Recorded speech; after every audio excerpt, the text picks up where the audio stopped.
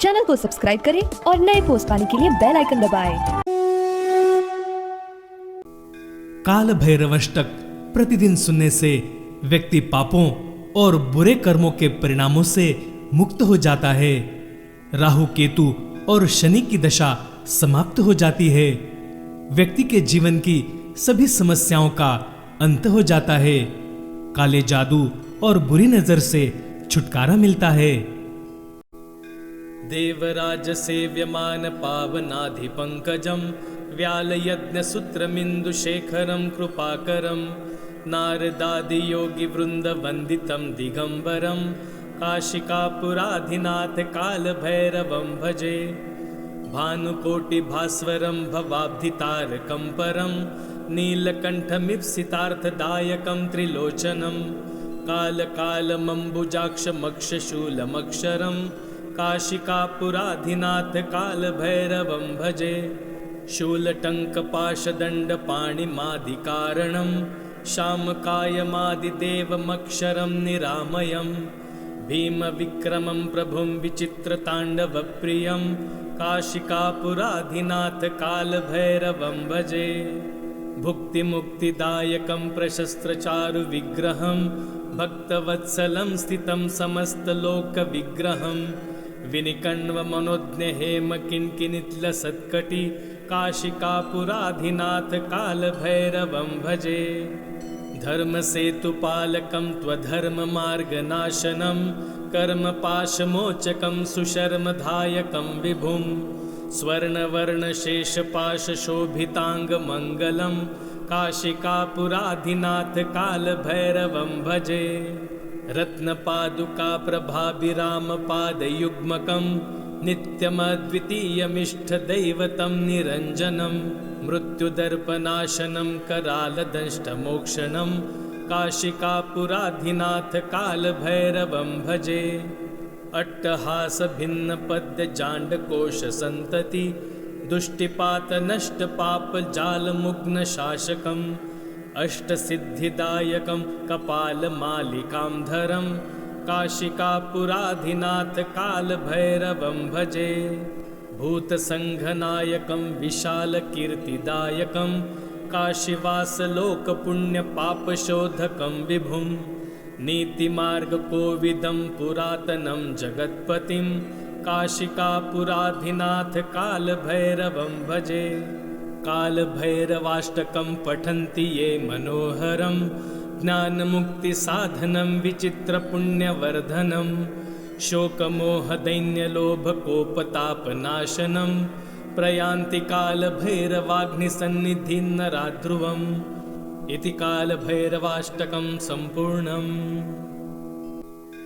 देवराजसेव्यमान पावनाधिपङ्कजं व्यालयज्ञसूत्रमिन्दुशेखरं कृपाकरं नारदादियोगिवृन्दवन्दितं दिगम्बरं काशिकापुराधिनाथ कालभैरवं भजे भानुकोटिभास्वरं भवाब्धितारकं परं नीलकण्ठमीप्सितार्थदायकं त्रिलोचनं कालकालमंबुजाक्षमक्षशूलमक्षरं काशिकापुराधिनाथ कालभैरवं भजे शूलटङ्कपाशदण्डपाणिमादिकारणं शामकायमादिदेवमक्षरं निरामयम् भीमविक्रमं प्रभुं विचित्रताण्डवप्रियं काशिकापुराधिनाथ कालभैरवं भजे भुक्तिमुक्तिदायकं प्रशस्त्रचारुविग्रहं भक्तवत्सलं स्थितं समस्तलोकविग्रहं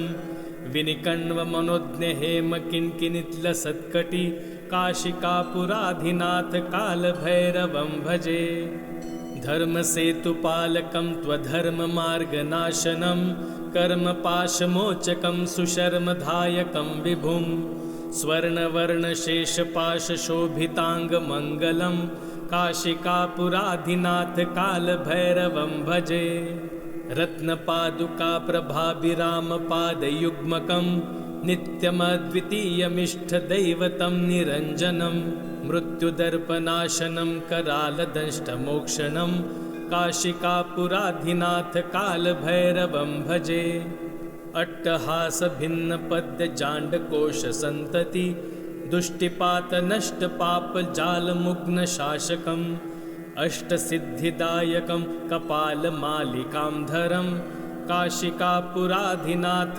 कालभैरवं भजे।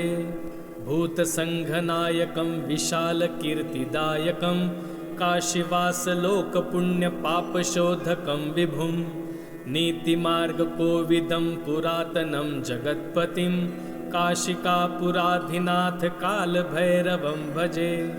कालभैरवाष्टकं पठन्ति ये मनोहरं ज्ञानमुक्तिसाधनं विचित्रपुण्यवर्धनं शोकमोहदैन्यलोभकोपतापनाशनं प्रयान्ति कालभैरवाग्निसन्निधिं नराध्रुवम् इति कालभैरवाष्टकं सम्पूर्णम्। देवराजसेव्यमान पावनाधिपङ्कजं व्यालयज्ञसूत्रमिन्दुशेखरं कृपाकरं नारदादियोगिवृन्दवन्दितं दिगम्बरं काशिकापुराधिनाथ कालभैरवं भजे। भानुकोटिभास्वरं भवाब्धितारकं परं नीलकण्ठमीप्सितार्थदायकं त्रिलोचनं कालकालमम्बुजाक्षमक्षशूलमक्षरं काशिकापुराधिनाथ कालभैरवं भजे। शूलटङ्कपाशदण्डपाणिमादिकारणं शामकायमादिदेवमक्षरं निरामयं भीमविक्रमं प्रभुं विचित्रताण्डवप्रियं काशिकापुराधिनाथ कालभैरवं भजे। भुक्तिमुक्तिदायकं प्रशस्त्रचारुविग्रहं भक्तवत्सलं स्थितं समस्तलोकविग्रहं विनिकण्वमनोज्ञहेमकिङ्किणितलसत्कटि काशिकापुराधिनाथ कालभैरवं भजे।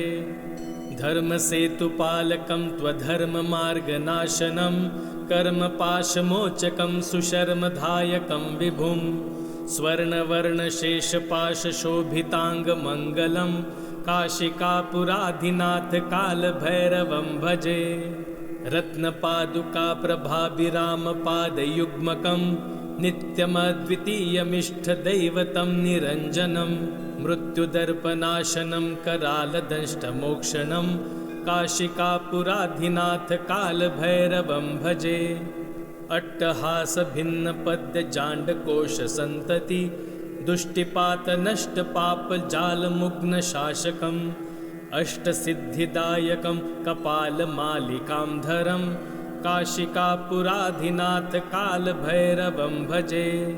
भूतसङ्घनायकं विशालकीर्तिदायकं काशीवासलोकपुण्यपापशोधकं विभुं नीतिमार्गकोविदं पुरातनं जगत्पतिं काशिकापुराधिनाथ कालभैरवं भजे।